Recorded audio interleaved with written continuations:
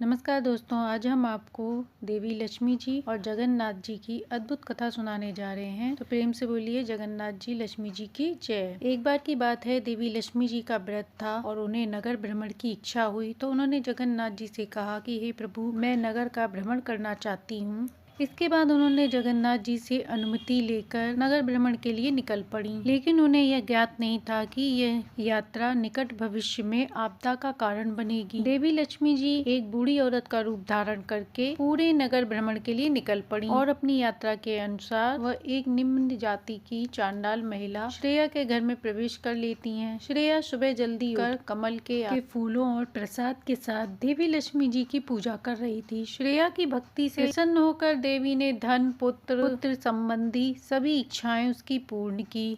तभी बलराम जी को पता चला कि देवी लक्ष्मी जी एक अछूत के घर में जाकर आ रही हैं। तब उन्होंने जगन्नाथ भगवान को बुलाया और कहा कि आपकी पत्नी चंडाल के घर जाकर हमें अपमानित कर रही हैं। अछूत के घर में समय बिताने के बाद बिना स्नान किए हमारे घर में भव्य मंदिर में प्रवेश करती हैं। उन्हें तुरंत मंदिर के बाहर से निकाल दिया जाना चाहिए। जगन्नाथ जी ने अपने भाई को शांत करने की बहुत कोशिश की और बोले आज उनका व्रत है, वह गरीबों का दुख सहन नहीं कर सकती, इसलिए वह चंडाल के घर गई हैं। लेकिन बलराम जी नहीं माने। बलराम जी के कहे अगर आपकी लक्ष्मी जी मंदिर में रहेंगी तो मैं नहीं रहूंगा। जगन्नाथ जी एक पति के रूप में अपने कर्तव्य और अपने भाई के प्रति वफादारी के बीच फंसे थे। उनके पास लक्ष्मी देवी को मंदिर से बाहर भेजने के अलावा कोई विकल्प नहीं था। देवी लक्ष्मी मंदिर से बाहर निकल रही थी। जाते समय उनकी आंखें दर्द से भरी थी। अचानक देवी लक्ष्मी पीछे मुड़ी और बोली आज मैं एक अनाथ की तरह जा रही हूँ, लेकिन मैं आपको श्राप देती हूँ 12 साल तक ना तो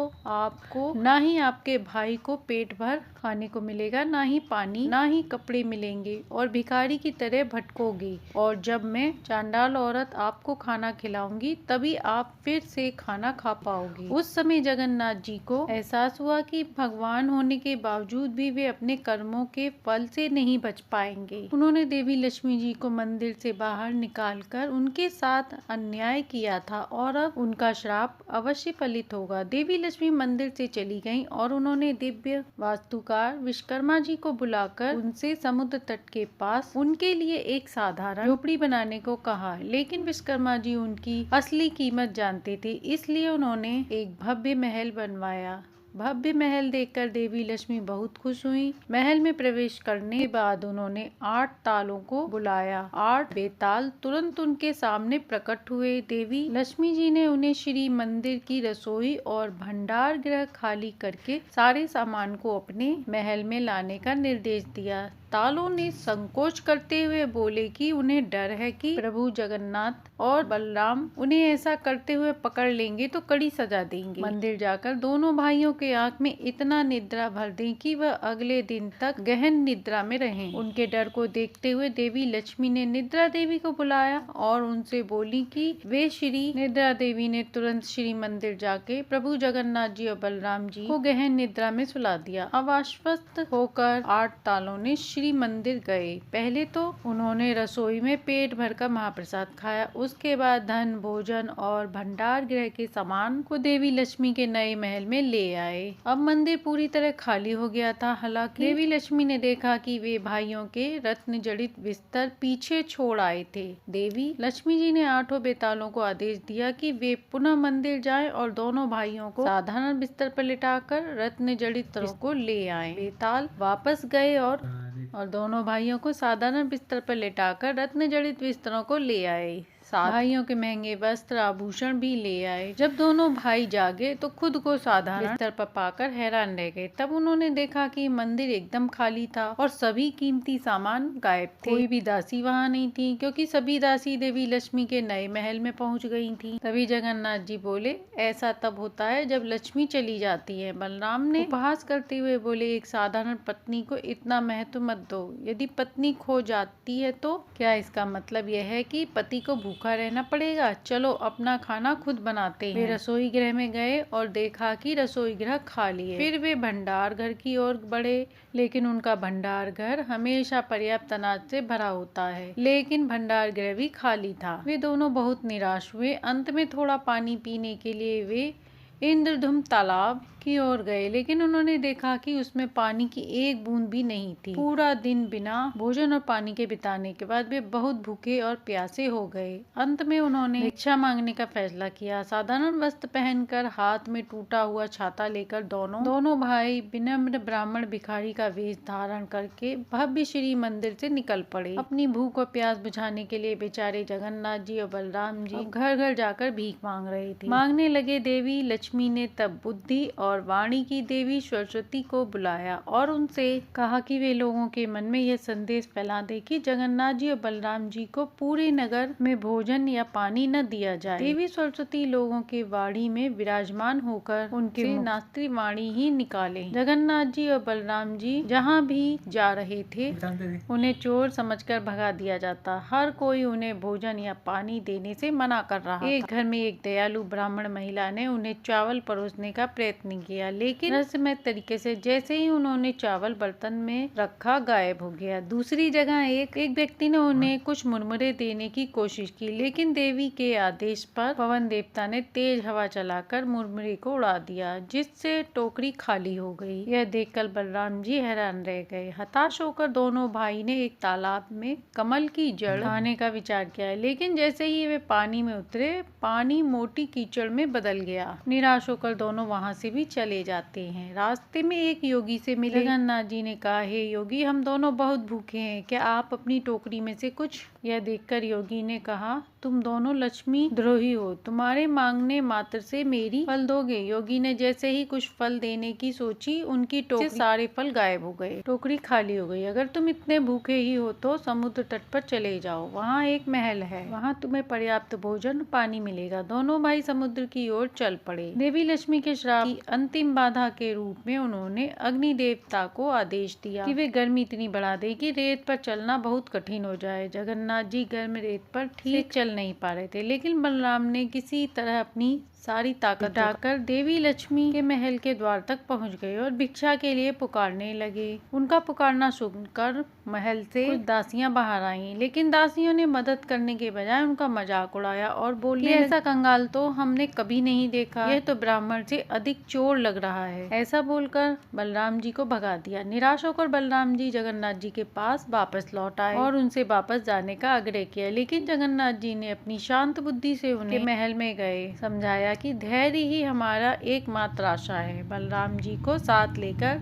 जगन्नाथ देवी लक्ष्मी वहाँ महल के द्वार पर उन्होंने वेदों का जाप करना शुरू कर दिया। यह सुनकर देवी लक्ष्मी भावुक हो गईं। भगवान स्वयं मेरे द्वार पर आए हैं, मैं जन्मों जन्मों के पापों से मुक्त हो गई। देवी लक्ष्मी ने अपनी दासियों को दोनों ब्राह्मण भाइयों से पूछने के लिए भेजे कि क्या चाहते हैं। दासियों के पूछने पर भाइयों ने कहा, हम भूखे हैं, कृपया हमें कुछ भोजन दीजिए। जब दासियों ने यह बात देवी लक्ष्मी जी को बताई तो लक्ष्मी जी मुस्कुराई और बोली, उनसे कहो कि यह एक चंडाल स्त्री का घर है, वे ब्राह्मण होकर मेरे हाथ का बना भोजन कैसे खा सकते हैं। लक्ष्मी जी के संदेश सुनकर भाइयों ने कुछ देर सोचा और उत्तर दिया, हमें बर्तन और खाना पकाने की सामग्री दे दीजिए, हम अपना भोजन स्वयं बना लेंगे। देवी लक्ष्मी ने दासियों द्वारा उनके लिए बर्तन, चावल, सब्जियां और सामग्रियां भेजी, लेकिन देवी लक्ष्मी के मन में एक विचार आया, अगर वे खुद खाना बना के खाने में सफल हो गए तो उन्हें लगेगा कि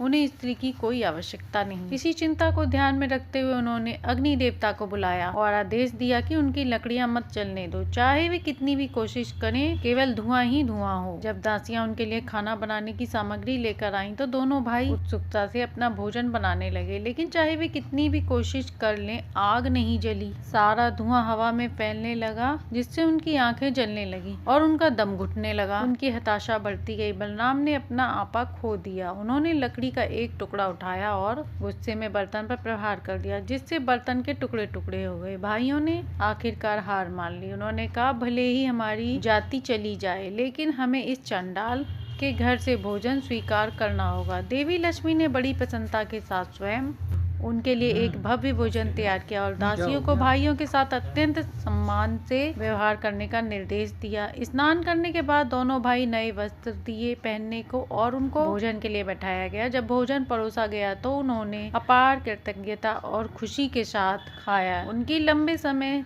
से लगी भूख आखिरकार तृप्त हुई। जब बलराम ने भोजन का स्वाद लिया फिर दासियों ने पोरपीठा परोसे।